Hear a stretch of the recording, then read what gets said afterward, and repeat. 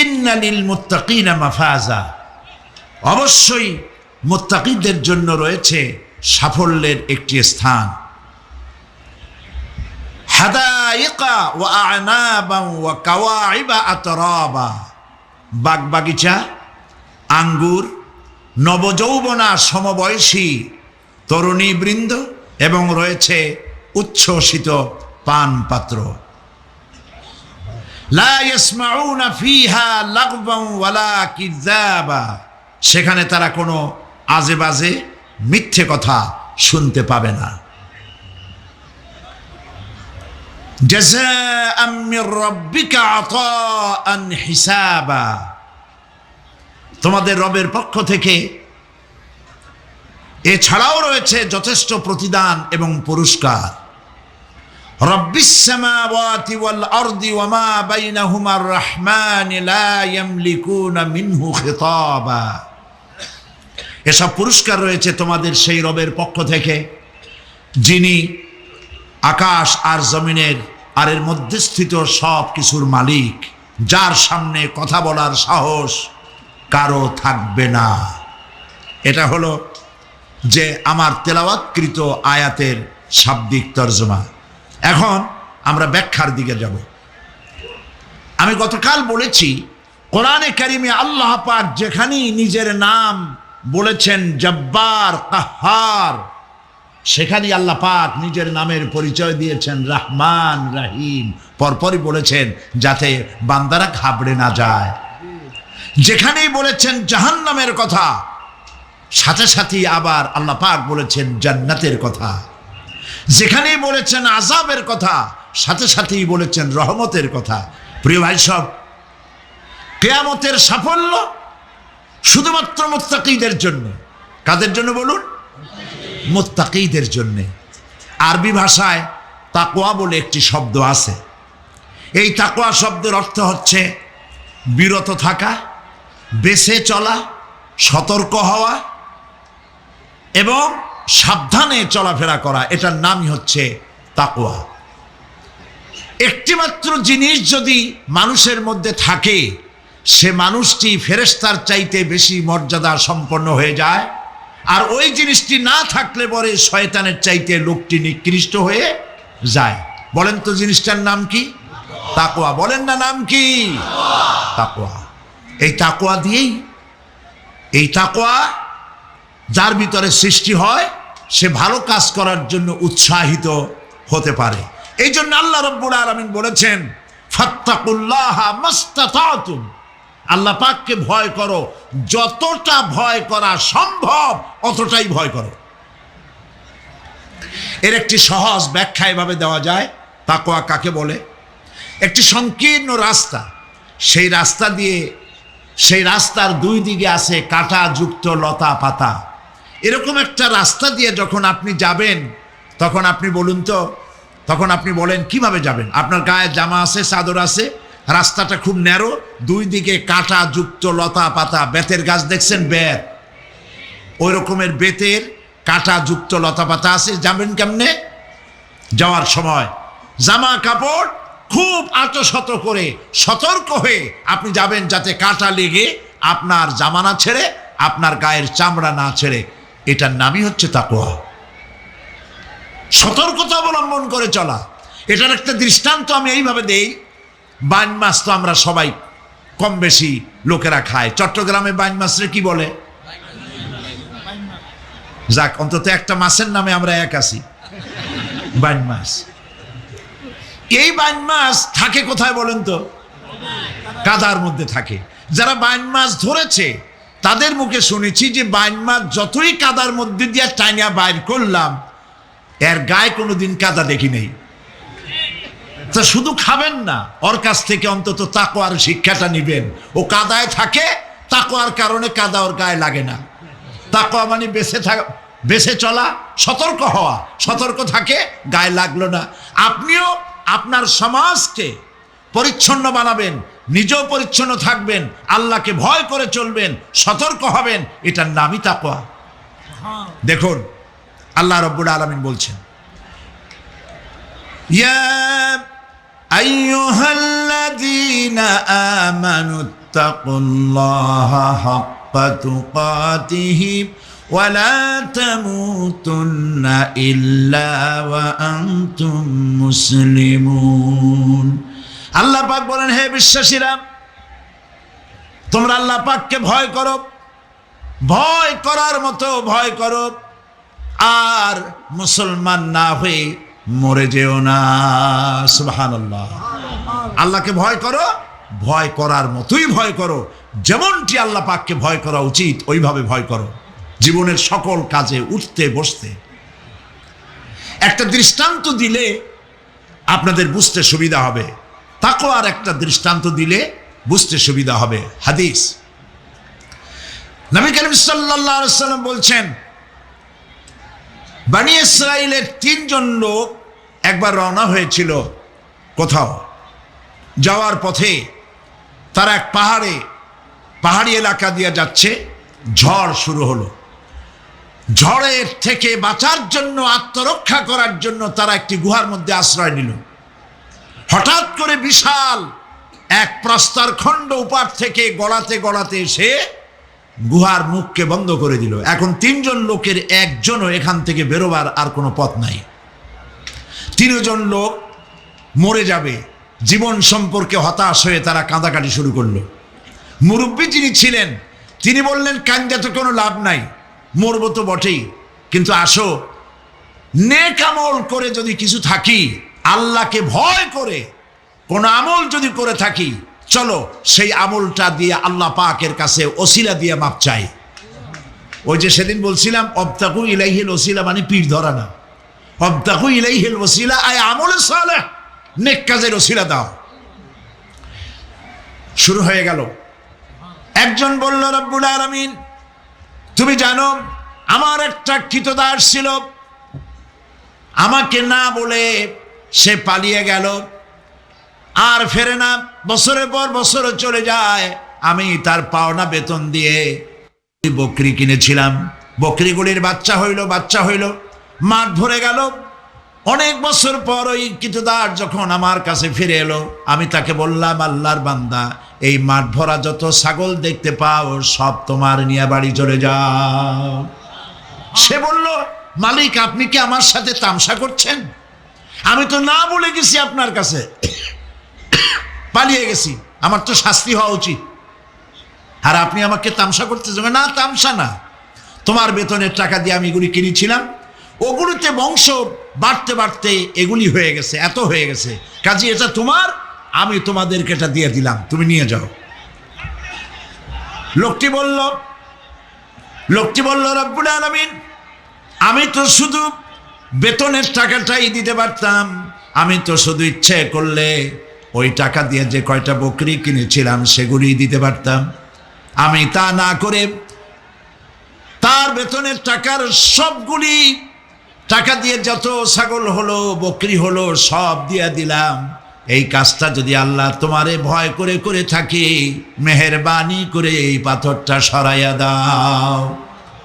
নবীজি বলছেন, আল্লাহ রাব্বুল আলামিন সঙ্গে সঙ্গে তার আপন কুদরতে পাথর সরাই দিলেন, কিন্তু মানুষ বেরোবার মতো পথ তখনও হলো না, অল্প একটু জায়গা সরেছে। আর একজন বলল, রাব্বুল আলামিন, তুমি জানো আমি এক সুন্দরী যুবতী নারীর প্রতি আকৃষ্ট হলাম, তাকে আমি কুপ্রস্তাব দিলাম, কোন ক্রমে রাজি করতে পারি নাই, বহু টাকার বিনিময় আমি যখন তাকে রাজি করেছি, আর নির্জন জায়গায় যখন আমি তাকে উপভোগ করতে যেতেছি, তখন ওই যুবতী মেয়ে আমাকে বলল, আল্লাহর বান্দা, তুমি আল্লাহরে ভয় করো, দুনিয়ার কেউ দেখতেছে না, আল্লাহ দেখতেছে, আল্লাহরে ভয় করো। আর রব্বুল আলামিন,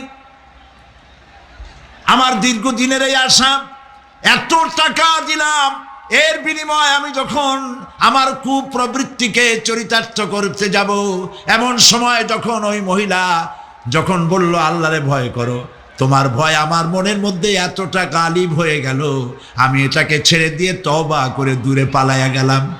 আয় আল্লাহ তাআলা, এই কাজটি যদি তোমাকে ভয় করে করে থাকি, তাহলে তুমি মেহেরবানি করে পাথরটারে সরাইয়া দাও। নবীজি বলছেন সঙ্গে সঙ্গে পাথর আরো একটু সরে গেল। কিন্তু তখনও মানুষ বেরিয়ে যাওয়ার মতো পথ হয় নাই। তৃতীয় ব্যক্তি বলল, রব্বুল আলামিন তুমি জানো আমি গরিব মানুষ, কয়েকদিন পর্যন্ত বহু চেষ্টা করেও কিছু সংগ্রহ করতে পারি নাই। ছেলে মেয়ে না খাওয়া, আমার বুড়ি মা না খাওয়া, আমার স্ত্রী না খাওয়া, সারাদিন কাজ করে কিছু পাই নাই। যখন আমি বাড়ি ফিরলাম গভীর রাত্রি, স্ত্রী জিজ্ঞেস করলো কিছু পেয়েছো নাকি? আমি বললাম কিছু পাই নাই। স্ত্রী তখন আমাকে বলল, আমার যে বকরি ছিল ওই বকরি দহন করে সামান্য একটু দুধ, 1 গ্লাস দুধ গরম করে রেখেছি, তোমার মায়েরে দেই নাই, বাচ্চাদের দেই নাই, আমি নিজে খাই নাই, তুমি কষ্ট করেছো, তুমি খাও। লোকটি বলল, রব্বুল আলামিন আমার ওই দুধের গ্লাস হাতে নিয়ে স্ত্রীর ক্ষুধার্ত চেহারা দেখে আমার মনের মধ্যে মায়া ঠিকই হলো, কিন্তু দুধ আমি তারে দিলাম না। আমার কলিজার টুকরা সন্তানগুলির দিকে ক্ষুধাকৃষ্ট চক্ষু কুটরাগত ক্ষুধার জ্বালায় অস্থির বাচ্চাগুলি, তাদের দিকে তাকালাম, বেদনায় কলিজা ভরে উঠল, দুধ আমি তাদেরও দিলাম না। এবার চলে গেলাম আমার মায়ের রুমে, যে দেখলাম আমার বুড়ি বাপ 2-3 দিন অনাহারে, মা আমার ক্ষুধায় পড়ে আছেন বিছানায়। আমি আমার সন্তানের দিকে তাকালাম, আমার স্ত্রীর দিকে তাকালাম, নিজেরও পেট, আমার পেটেও দারুণ ক্ষুধা, কাউকে দুধ দিলাম না। আমার মায়েরে ঘুমের থেকে জাগাইয়া পাশে বসাইয়া সবটুকুন দুধ আমার মায়েরে খাওয়াইয়া দিয়েছিলাম। রব্বুল আলামিন এই কাজটি যদি আমি তোমাকে ভয় করি করে থাকি রব্বুল আলামিন, তাহলে মেহেরবানি করে পাথরটা সরাই দাও। আমার নবীজি বলছেন সঙ্গে সঙ্গে পাথরটি গুহা মুখ থেকে সরে গেল। আল্লাহ পাককে ভয় করা, ভয় করে চলার একটি দৃষ্টান্ত, এভাবে অনেক দৃষ্টান্ত হাদিস শরীফের মধ্যে এবং কোরআনের মধ্যে রয়েছে। প্রিয় ভাই সব, মানুষের মর্যাদা টাকায় বাড়ে না। আপনি সৈয়দ বংশের লোক, এটা দেখার আল্লাহর কোনো জরুরত নাই। আপনি বড় আলেম, এটা দেখার জরুরত আল্লাহর নাই। আপনি প্রধানমন্ত্রী, আপনি প্রেসিডেন্ট, দেখার কোনো দরকার আল্লাহ পাকের নাই। হযরত ওমর রাদিয়াল্লাহু তাআলা আনহু কিয়ামতের দিন তিনি বলেন, কিয়ামতের দিন আল্লাহ রাব্বুল আলামিন যদি বলেন পৃথিবীর সমস্ত মানুষ জান্নাতে চলে যাবে, একটা মানুষ মাত্রই জাহান্নামে যাবে, আমি আল্লাহ পাককে এত ভয় পাই, হতে পারে সেই ব্যক্তি আমি ওমর হয়ে যেতে পারি। আর যদি কিয়ামতের দিন আল্লাহ রাব্বুল আলামিন বলেন একটি মাত্র মানুষ জান্নাতে যাবে আর সব জাহান্নামে যাবে, আমি আমার আল্লাহকে এত আশা করি, এতই তার উপরে আশা রাখি যে সেই ব্যক্তি আমি ওমর হয়ে যেতে পারি। ভয় এবং আশা এই দুটির ভিতরেই হয়েছে ঈমান। এই ধরনের পৃথিবীতে আল্লাহকে ভয় করে যারা চলবে, যা পাইলো ওর উপরে নিজেকে সীমাবদ্ধ রাখলো, বাড়াইলো না। প্রিয় ভাই সব, রমজান মাস আসছিল আবার চলেও গেল, ঠিক কিনা? কি জন্য আসছিল? আমরা যেন ইফতারিতে জম্মের খাওয়া খাইতে পারি, এই জন্যে।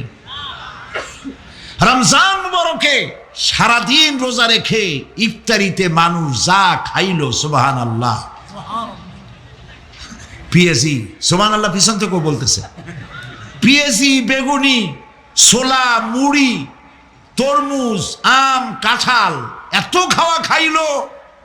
কয় যে হুজুর এত ক্ষুধা লাগে ইফতারের সময়, মনে হয় খাওয়া যদি যাইতো তাহলে জগ আর গেলাসও খাইতাম। তাহলে সারাদিন যা না খাইছিল ওইটা ওইখানে আদায় করে নিল। আচ্ছা, রোজা কি আসছিল আপনার এই ইফতারির মজা খাওয়াবার জন্য? কি জন্য আসছিল বলেন তো একটু? তাকওয়া। বলেন কি জন্যে? তাকওয়া সৃষ্টি করার জন্য।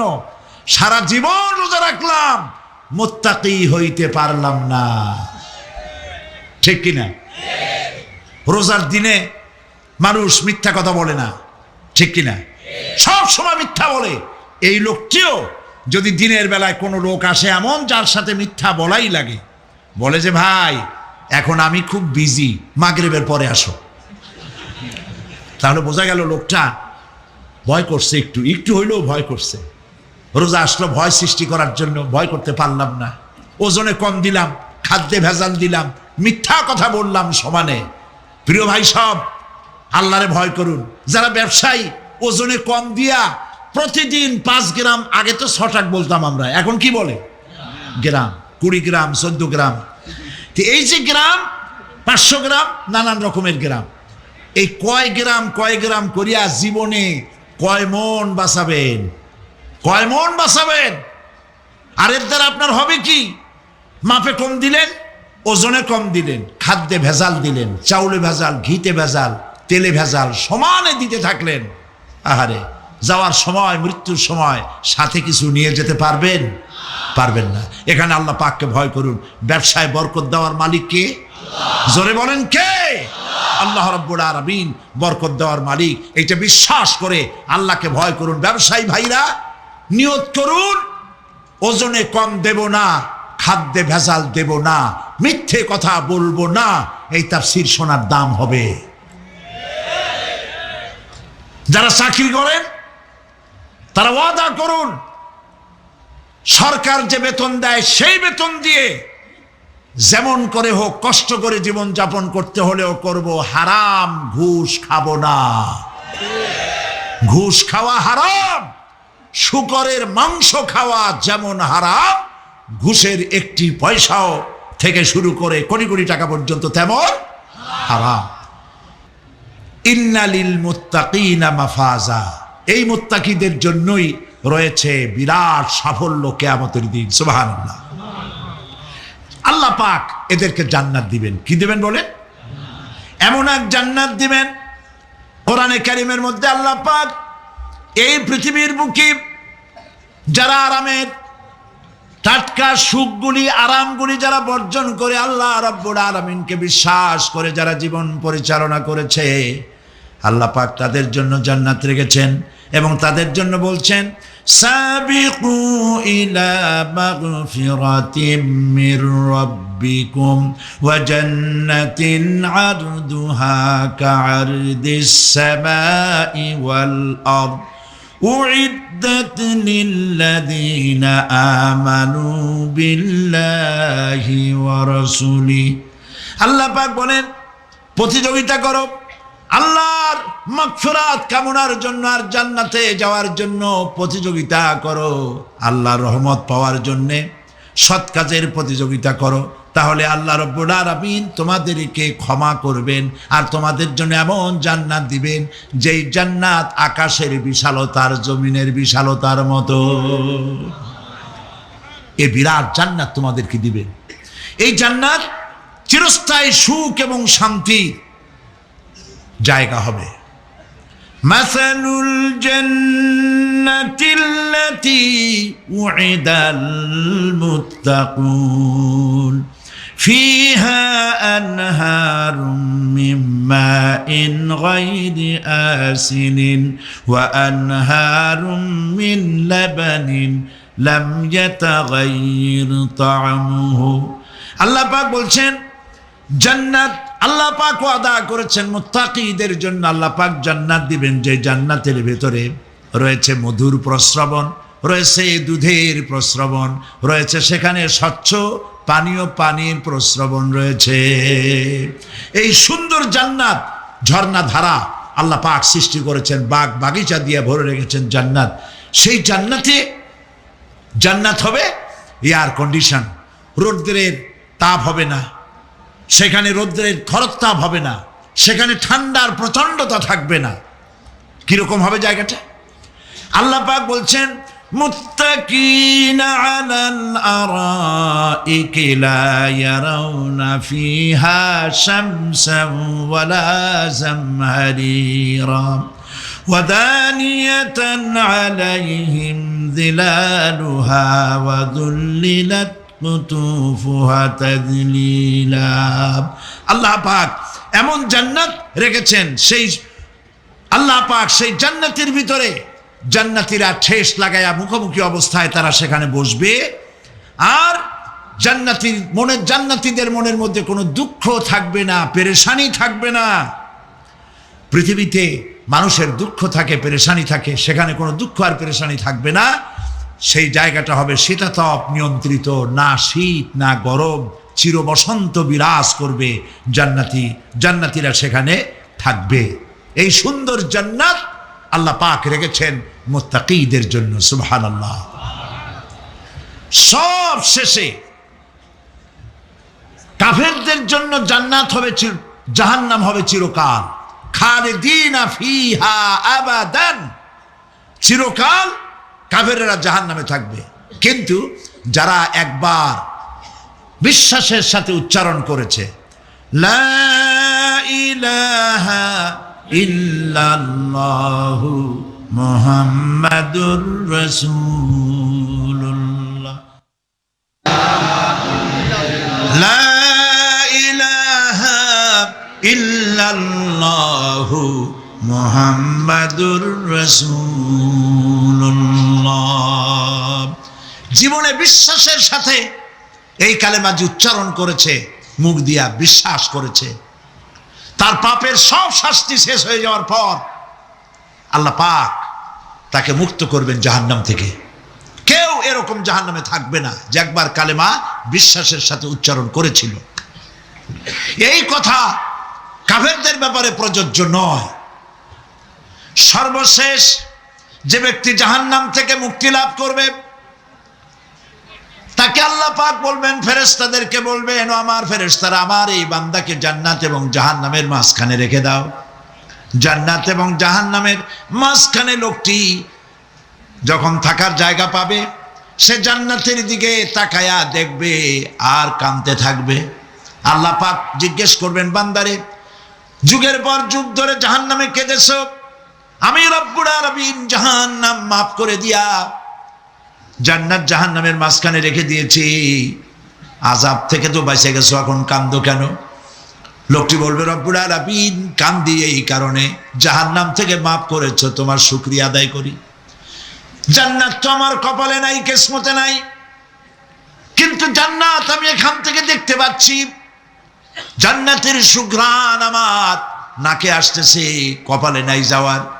আমি কাঁদি এই জন্য, তুমি যদি মেহেরবানি করে আমাকে জান্নাতের দরজার কাছে একটু দাঁড় করায় দিতা, প্রাণ ভরে তোমার জান্নাতের দৃশ্যটা একটু দেখতাম। আল্লাহ পাক তার আরজি পূরণ করবেন, বলবেন যাও, ফেরেশতাদের বলবেন এর জান্নাতের দরজার কাছে দাঁড় করায় দাও। জান্নাতের দরজার কাছে দাঁড়িয়ে লোকটি আবার কান্না শুরু করবে। আল্লাহ পাক প্রশ্ন করবেন, এবার কান্দো কেন? লোকটি বলবে, রব্বুল আলামিন কান্দি এই কারণে, জান্নাতের এই দরজায় দাঁড়ায়া জান্নাতের অফুরন্ত নেয়ামত কিছুই ভালো করে দেখা যায় না, শুধু অল্প জায়গা দেখি। যদি তুমি আমারে দয়া করে জান্নাতের মাঝখানে দাঁড় করায় দিতা, চতুর্দিকে তাকায়া তাকায়া দেখা কলিজারে ঠান্ডা বানাইতাম। তবে আমি ওয়াদা করি, জান্নাতের কোনো নাজ নেয়ামত, কোনো ফল আমি খাবো না, ধরবো না, সইব না। একটুখানি মেহেরবানি করে মাঝখানে দাঁড় করাইয়া দাও, জান্নারে ঠান্ডা করি। আল্লাহ রব্বুল আলামিন ফেরেশতাদের বলবেন, আমার এই বান্দারে জান্নাতের মাঝখানে দাঁড় করাইয়া দে। আল্লাহর নবী বলেন, জান্নাতের মাঝখানে দাঁড়িয়ে লোকটি আগের চাইতে আরো জোরে চিৎকার মেরে কাঁদতে থাকবে। আল্লাহ পাক বলবেন, বান্দারে কি হলো তোর? দরজার কাছে আসতে চাইছিলে, আইনা দিলাম। এবার মাঝখানে আসতে চাইছো, তাও এনে দিয়েছি, আবার কান্দো কেন? লোকটি বলবে, রব্বুল আলামিন এবার কান্দি এই জন্যে, তুমি যখন দয়া করে একটিবার জান্নাতের মাঝখানে এনে আমাকে দাঁড় করায় দিয়েছ, তুমি রহমান রহিম গফুরুর রহিম, এই জান্নাত থেকে আবার আর বাইর করে দিও না। আল্লাহ রাব্বুল আলামিন বলবেন, ও আমার বান্দারে, আমার এই জান্নাত তোর খুব পছন্দ হয়েছে নাকি? লোকটি বলবে, রব্বুল আলামিন কলিজা ঠান্ডা হয়ে গেছে, ভাবতেও পারি না এই জান্নাত এত সুন্দর। আল্লাহ পাক বলবেন, বান্দারে এরকম একটি নয়, দুইটা নয়, তোর জন্য আমি 10টা জান্নাত এইরকম রিজার্ভ করে রাখছি।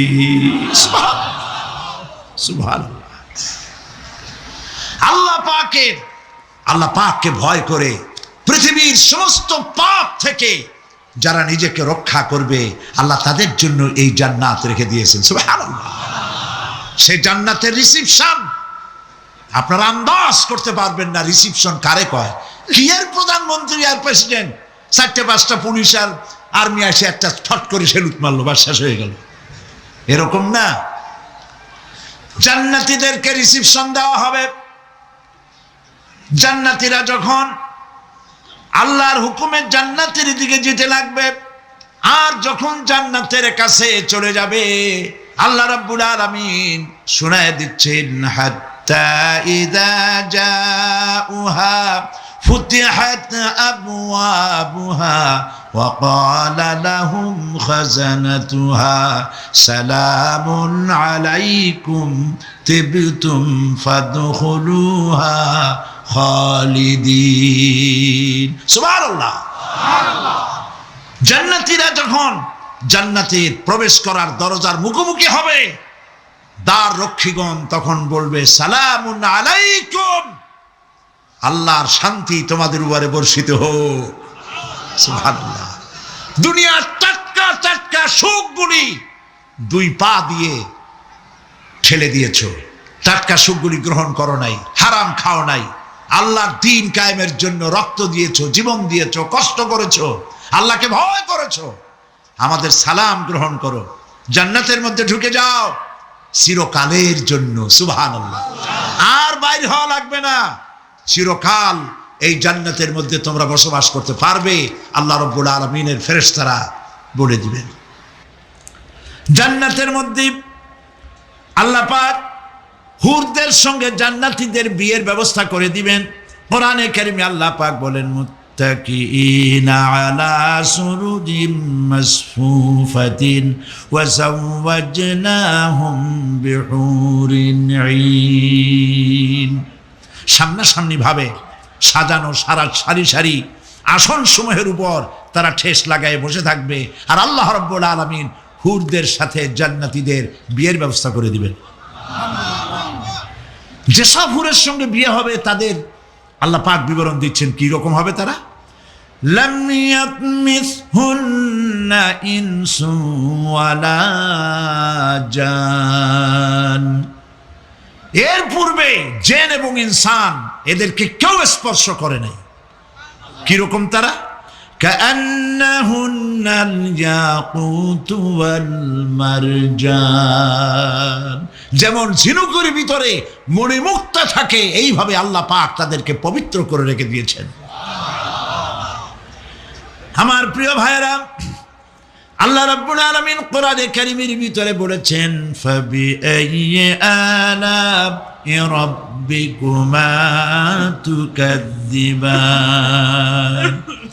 জান্নাত দান করে আল্লাহ পাক এবার জান্নাতীদেরকে সম্বোধন করে বলবেন, ইয়া ইবাদি লা খাউফুন আলাইকুমুল ইয়াওমা ওয়ালা আনতুম তাহজানুন। হে আমার বান্দারা, লা খাউফুন আলাইকুমুল ইয়াওম, আজ আর কোনো ভয় নাই। সুবহানাল্লাহ, সুবহানাল্লাহ। আজ আর কোনো ভয় নাই, কোনো চিন্তাও নাই, আরামে এই জান্নাতের মধ্যে বসবাস করো। এরপরে আল্লাহ পাক জিজ্ঞেস করবেন, ও আমার জান্নাতীরা, আমি যেসব ওয়াদা করছিলাম আমার ওয়াদা মোতাবেক সমস্ত নিয়ামত পেয়েছো? তারা বলবে, হ্যাঁ পেয়েছি, সব নিয়ামত আপনার ওয়াদা মোতাবেক সব পেয়েছি। আল্লাহ রাব্বুল আলামিন বলবেন, সব পাও নাই, ওয়ালাদাইনা মাজিদ, আমার কাছে আরো বেশি আছে। সুবহানাল্লাহ, আমার কাছে আরো বেশি আছে। জান্নাতীরা বুঝবে না সে আরো বেশিটা কি, এর থেকে আর বেশি কি। প্রিয় ভাই সব, নবী করিম সাল্লাল্লাহু আলাইহি সাল্লাম বলেছেন, জান্নাতের সুখ আর শান্তি কোন চোখ নাই যা দেখেছে, যা কোন অন্তঃকরণ নাই যা কল্পনা করতে পেরেছে। এই জান্নাত মুত্তাকিদের জন্য আল্লাহ রাখছেন। সুবহানাল্লাহ। জান্নাতীরা ভাবতেও পারবে না সেই নিয়ামতগুলি কি। প্রিয় ভাই সব, সেই মুহূর্তে আল্লাহর নবী মুহাম্মদুর রাসূলুল্লাহ সাল্লাল্লাহু আলাইহি ওয়াসাল্লাম বলবেন, রব্বুল আলামিন, আমার উম্মতেরা জান্নাতীরা বুঝতে পারে নাই আপনার কাছে কি নিয়ামত আরো বেশি আছে। আমার এই উম্মতেরা জান্নাতীরা আপনার ওয়াদা মোতাবেক সব পেয়েছে, কিন্তু একটি জিনিস এখনো তাদের কিসমতে হয় নাই। সে জিনিসটা হলো, যারা তার রবকে না দেখে শুধু কোরআন আর হাদিসের কথা শুনে আরবের ঘুম হারাম করে তাহাজ্জুদের নামাজ আদায় করেছিল, চোখের পানি ফেলেছিল, যারা জান্নাত দেখে নাই, জাহান্নাম দেখে নাই, আপনাকে ভয় করে যারা জীবন পরিচালনা করেছিল, যারা আপনাকে দেখে নাই, না দেখে শুধু কোরআন হাদিস বিশ্বাস করে যারা অকাতরে নিজেদের জীবন বিলায় দিয়েছিল, এই জান্নাতীরা এখন পর্যন্ত তার রবকে দেখতে পারে নাই। আল্লাহ রাব্বুল আলামিন তার সামনে থেকে ৭০,০০০ পর্দা সরে যাবে। আল্লাহ পাক বান্দাদের আরজি পুরা করার জন্য জান্নাতীদের সামনে তিনি জালোয়া ফরোজ হবে। কোরআন শরীফের ভিতরে আল্লাহ পাক বলেন, জান্নাতীরা তারা আল্লাহর দিকে, জান্নাতীরা তার রবের দিকে তাকিয়ে থাকবে, আর রব তার বান্দাদের দিকে তাকায়া থাকবে। প্রাণ ভরে জান্নাতীরা রবকে দেখবে, সুবহানাল্লাহ, আল্লাহ পাককে দেখবে। প্রাণ খুলে আজ দোয়া করি রব্বুল আলামিন, জান্নাতের যেই পরিবেশে, যেই জায়গায় তুমি দয়া করে তোমার গোলামদেরকে তুমি নিজেই দর্শন দিবে, দেখা দিবে। মনিব গো, ও আমাদের রব, আজ এই বিশাল জনসমুদ্র নিয়ে তোমার দরবারে আবেগ ভরা কণ্ঠে বলি, যেই অনুষ্ঠানটি তুমি এমন মুবারক অনুষ্ঠান করবে যেখানে তুমি জান্নাতীদেরকে দেখা দিবে, ওই জান্নাতের কোনো একটি, ওই অনুষ্ঠানের কোনো একটি কোনায় কানায় আমাদেরকেও দাঁড় করাইয়া দেখার তৌফিক। প্রিয় ভাই সব, আল্লাহ রাব্বুল আলামিন মানুষের সামনে এত সব নিয়ামত রেখেছেন, এই জান্নাত দান করবেন। এরপরে আল্লাহ রাব্বুল আলামিন কোরআনে কারীমের মধ্যে বলেছেন, রব্বিস সামাওয়াতি ওয়াল আরদি ওয়া মা বাইনাহুমার রাহমানি লা ইয়ামলিকুনা মিনহু খিতাবা। এসব পুরস্কার রয়েছে তোমাদের সেই রবের পক্ষ থেকে যিনি আকাশ আর জমিনের মালিক। সুবহানাল্লাহ বলবেন না? যার সামনে কথা বলার ক্ষমতা কারো হবে না। এটি একটি মারাত্মক কথা। কিয়ামতের দিন আল্লাহর দরবারে কেউ কথা বলতে পারবে না আল্লাহর নির্দেশ ছাড়া। একটি আকীদা পরিষ্কার করে নিয়ে যান আপনাদের, সে আকীদাটা এভাবে পরিষ্কার করুন, কোন পীর সাহেব, কোন খাজা বাবা, কোন মাওলানা, কোন মুহাদ্দিস, কোন বুজুর্গ আপনাকে সুপারিশ করতে পারবে না যদি না আল্লাহ পাক তাকে কথা বলার তৌফিক না দেন। মনে থাকবে এটা। আয়াতুল কুরসির ভিতরে আমরা পড়ি, মান যাল্লাযী ইয়াশফাউ ইনদাহু ইল্লা বিইজনিহি। আল্লাহ পাক বলেছেন কিয়ামতের দিন আল্লাহর দরবারে কার সাহস আছে কথা বলতে পারে? মান যাল্লাযী ইয়াশফাউ ইনদাহু ইল্লা বিইজনিহি। আল্লাহর অর্ডার ছাড়া, হুকুম ছাড়া আল্লাহর সামনে কথা বলার সেদিন কেউ থাকবে না। সুবহানাল্লাহ। কেউ কথা বলতে পারবে না। সুপারিশ করতে হবে আল্লাহ যারে বলেন তুমি করো, অমুকের জন্য করো, সেই ব্যক্তি শুধু তার জন্যই করতে পারবে, আর কেউ কথা বলতে পারবে না। সেই কঠিন হাসরের ময়দান, যেদিন শুধুমাত্র আল্লাহ পাক কথা বলবেন, আর যারে বলতে বলবেন সেই কেবলমাত্র বলতে পারবে। সুপারিশ এটি আল্লাহ পাক কিয়ামতে পারমিশন দিলে বলা যাবে। হযরত ইব্রাহিম আলাইহিস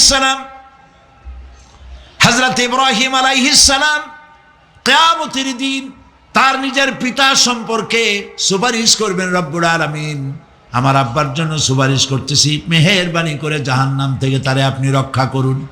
আল্লাহ রাব্বুল আলামিন বলবেন, ইব্রাহিম তোমার সুপারিশ মঞ্জুর হবে না। প্রিয় ভাই সব, একটু মাথা খাটান, চিন্তা করেন। উলুল আযম পয়গম্বর, জাতির পিতা। কে জাতির পিতা? চিল্লায় বলুন, কলিজা সাফ করে ফেলুন। মুসলমানদের জাতির পিতা হাবিজাবি কেউ হতে পারে না।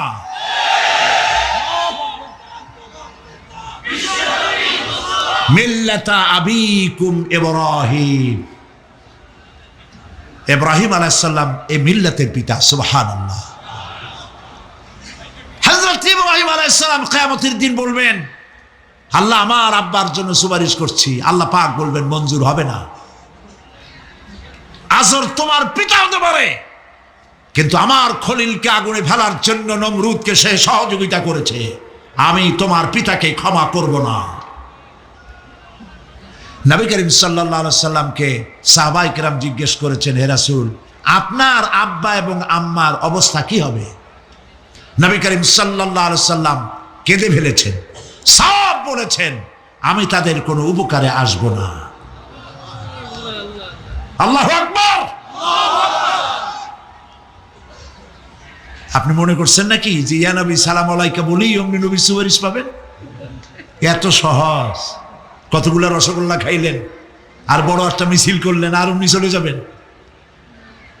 পৃথিবীর সব মানুষ, সাহাবায়ে কেরাম বাদ দেন, পৃথিবীর সমস্ত মানুষ একত্রিত হয়ে আবু তালেব রাসূলুল্লাহকে যে ভালোবেসেছেন, ওর 1000 ভাগের 1 ভাগও সারা দুনিয়ার মানুষ রাসূলুল্লাহকেই ভালোবাসতে পারবে? পারবে? নিজের ছেলে আলীকে, আলী রাদিয়াল্লাহু তাআলা আনহুকে আলাদায় বিছানায় শোয়াইয়া, ছোট্ট মানুষ হযরত আলী আলাদা জায়গায় রাখিয়া মুহাম্মদুর রাসূলুল্লাহ সাল্লাল্লাহু আলাইহি ওয়াসাল্লাম এতিম মানুষ, তারে কলিজার সাথে বুকের মধ্যে আশ্রয় দিয়ে আগলে রেখেছেন বুক ভরে। সেই আবু তালেব মৃত্যুর সময় নবী করিম সাল্লাল্লাহু আলাইহি ওয়াসাল্লাম বলেছিলেন, চাচা একটি বার আমার কানে তাওহীদের কালেমা শোনায় দেন। আবু তালেব, তার কিসমতে ছিল না কালেমা। মরে যাওয়ার পর একজন সাহাবী বলেছিলেন, ইয়া রাসূলুল্লাহ, মৃত্যুর সময় আবু তালেবের মুখ আমি নড়তে দেখেছি, তিনি কালেমা পড়েছেন সম্ভবত। রাসূলুল্লাহ সাহেব বলেছেন, আমি শুনি নাই। এত ভালোবাসার পরেও হাদিস শরীফে এসেছে আবু তালেব জাহান্নামে যাবে। কোথায় যাবে? জাহান্নামে। সবচাইতে কম আযাব হবে কার?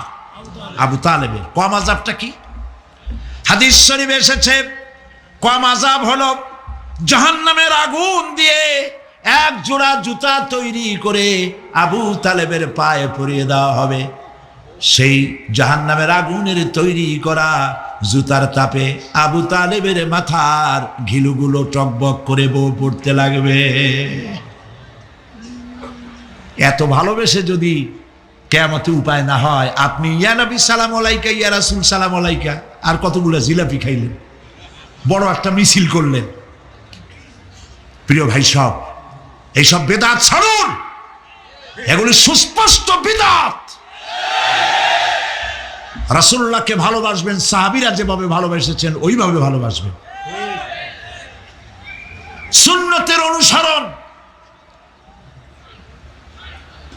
কিভাবে করবেন? সুন্নতের অনুসরণ করবেন কিভাবে? নবী করিম সাল্লাল্লাহু আলাইহি ওয়াসাল্লামকে ভালোবাসবেন কিভাবে? হযরত আব্দুল্লাহ ইবনে মাসউদ রাদিয়াল্লাহু তাআলা আনহু তিনি সাফ বলেছেন, মান কানা মুস্তান্নান ফালিয়াস্তান্না বিমান কাদ মাত। কেউ যদি সুন্নতের পূর্ণাঙ্গ অনুসরণ করতে চায়, সেজন্য যারা মরে গেছে তাদের অনুসরণ করে। ফাইনাল হাইয়া লা তু'মানু আলাইহিল ফিতনা। কারণ যে ব্যক্তি মারা গেছে, যে ব্যক্তি বেঁচে আছে, ফাইনাল হাইয়া, যে ব্যক্তি বেঁচে আছে সে যে ভবিষ্যতে ফিতনায় পড়বে না তা নিশ্চিত করে বলার কোনো উপায় নাই। এই জন্য সুন্নতের অনুসরণ করার জন্য মাপকাঠি কোনো পীর নয়, আলেম নয়, মুহাদ্দিস নয়, মুফাসসির নয়। যে ব্যক্তি মারা গেছে তিনি হলেন সুন্নতের অনুসরণ তারই করতে হবে। তিনি কে? তারা কারা? উলাইকা আসহাবু মুহাম্মাদিন সাল্লাল্লাহু আলাইহি ওয়াসাল্লাম। তারা হলেন নবী করিম সাল্লাল্লাহু আলাইহি সাল্লামের সাহাবায়ে কেরাম রিদওয়ানুল্লাহি তাআলা আলাইহিম আজমাইন। কানু আফদালু হাযিহিল উম্মাহ, তারা হচ্ছে এই উম্মতের শ্রেষ্ঠ সন্তান। আমার দেশে আসে না যারা, যে সরকার যখন আসে তারা আইসা এক দলে বলে এরাই হলো দেশের জাতির শ্রেষ্ঠ সন্তান। না, শ্রেষ্ঠ সন্তান তোমরা সার্টিফিকেট দিলে হবে না। এ বিশ্বের শ্রেষ্ঠ সন্তান আল্লাহর নবীরা, আর তারপরেই সাহাবায়ে কেরাম রিদওয়ানুল্লাহি তাআলা আলাইহিম আজমাইন। আবাররাহা কুলুবান, তাদের কলবকে আল্লাহ পাক পবিত্র করেছেন। ওয়া আমাকাহা ইলমান, আর তাদেরকে গভীর ইলম দান করেছেন। ওয়া আকাল্লাহা তাকাল্লুফান, আর সমস্ত রকমের বক্রতা থেকে তাদের কলিজাকে আল্লাহ পাক মুক্ত করে দিয়েছেন। ইখতারাহুমুল্লাহু লিসুহবাতি নবিয়্যিহি ওয়া লিইকামাতি দীনিহি। আল্লাহ পাক এই সব লোকদের, কাদের? সাহাবীদের, এই সব লোকদেরকে আল্লাহ বাছাই করেছিলেন মুহাম্মদ রাসূলুল্লাহ সাল্লাল্লাহু আলাইহি সাল্লামের সাহাবী হওয়ার জন্য। বাছাই করছে কে? আল্লাহ পাক নিজে বাছাই করেছেন রাসূলের সাহাবী হওয়ার জন্য। কি জন্যে? লিইকামাতি দীনিহি, আল্লাহ পাকের দ্বীন প্রতিষ্ঠার জন্য। সেই জন্য প্রিয় ভাই সব, কিয়ামতের দিন সুপারিশ কেউ কিন্তু করতে পারবে না। সুপারিশ করতে পারবেন কেবলমাত্র কে? বলেন সবাই। আল্লাহ সুবহানাহু ওয়া তাআলা যাকে পারমিশন দিবেন তিনিই কেবল করতে পারবেন, আর কেউ সুপারিশ করতে পারবে না। সেই জন্য মনের থেকে, কলজা থেকে সমস্ত কথা উঠায় ফেলে ঈমান পোক্তা করুন। সেদিন কথা বলবার মতো ক্ষমতা আল্লাহর সামনে কারো হবে না।